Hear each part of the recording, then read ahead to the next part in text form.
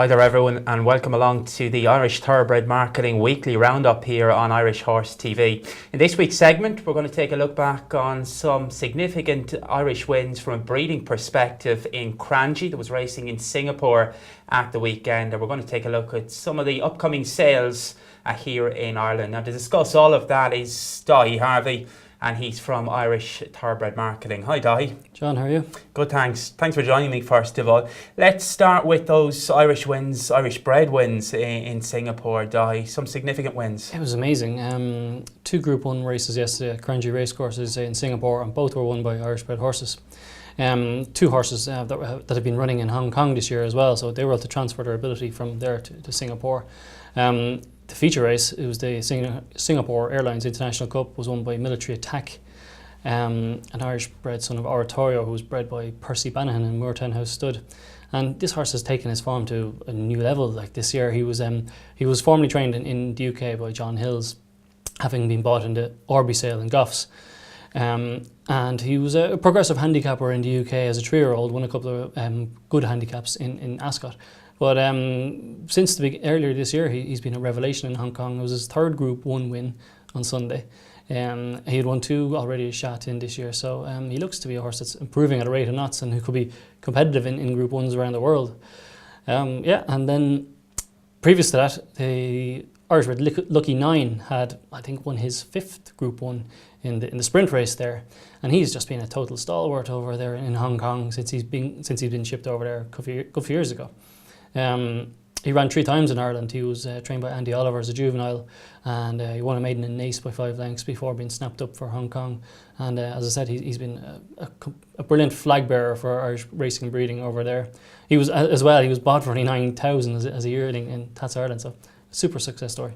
And it's amazing when you look back at these horses, and they wouldn't exactly excite you here in Europe, and they go across there and then they win this huge amount of prize money. Well, a lot of them would be on an upward curve anyway. They generally bought early in their career while they're progressing. So you could say we wouldn't have seen the best of them when they're in Ireland. They're obviously being bought as a sort of a work in progress. And but it's brilliant to see them delivering the goods for their new owners. Obviously, a lot of them wouldn't come cheap, so it's very important for them to go and to deliver and win the big races over there. And Lucky 9 could now be Royal Ascot bound for the Diamond Jubilee. Yeah. As I said, like he's a world-class sprinter, so he can go anywhere. Right, that was Cranji. Let's look ahead. The coming weeks are important from a sales perspective. We've got the Gores Bridge sale coming up in the coming days. Yeah, we've a pretty packed calendar of sales now over the next 4 to 6 weeks. This week is the Gores Bridge Breeze up, Horses Breeze on Thursday evening in Gorham Park Racecourse, and they're sold then up the road at the Gores Bridge Complex the following day. So it's a big catalogue, there's 190 lots, so we're fingers crossed now. We've a good clientele base coming over from various parts of the world, so hopefully they'll be pleased with what they see. It seems a good catalogue on paper, plenty of good sires, plenty of the first season sires like the Dandymans and Bush Rangers, as well as like the usual, the Invincible Spirits, Kodiaks and Footsteps in Sand, plenty of nice top stallions. So hopefully it'll go well. From a breeding perspective, anything of note in there? There is, obviously there's plenty there, but I'd say there's a few. Obviously Invincible Spirit was the 3rd leading sire in Europe last year. Whatever is by him, and it will be of interest, but that's not to say there'll be others as well. Right, that's for flat buyers. We've got the store sales then coming up. We've got the Land Rover on the 12th and 13th of June, and then we've got the Derby sale at the back end of June. Yeah, 2 excellent sales. I suppose we could take a lot of positives from the first store sale here in Doncaster last week. Trade was very strong, so that's a great sign. Hopefully it'll continue on to Goffs and the Land Rover.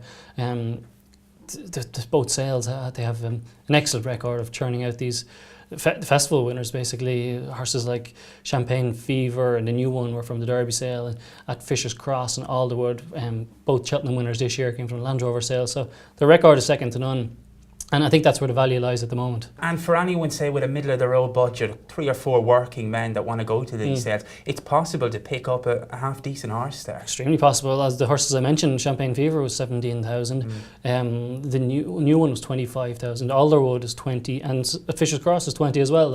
So, as you said, you could get a group of lads together or women together and a club together, and you could get a very affordable horse there. And looking ahead to the Derby the Derby sale at the back end of June, I was looking at some of the pedigrees there, and there's some really choicely bred sorts in there, isn't there? It's the cream of the Irish crop. And that's how we attract the people here. Like, that's the best that we have to offer. And there's brothers to catch it, Rhinestone Cowboy, Gemini Lucy has a 3-year-old in there as well. You name it, like it's the brothers and sisters to all the stars that we recognise from the track every year are there. So come to the source, as we say. Exactly, we look forward to that. That's it for this week on the Irish Thoroughbred Marketing Weekly Roundup. We'll be back next week with Daithi to reflect on the Irish Guineas. Until then, it's goodbye.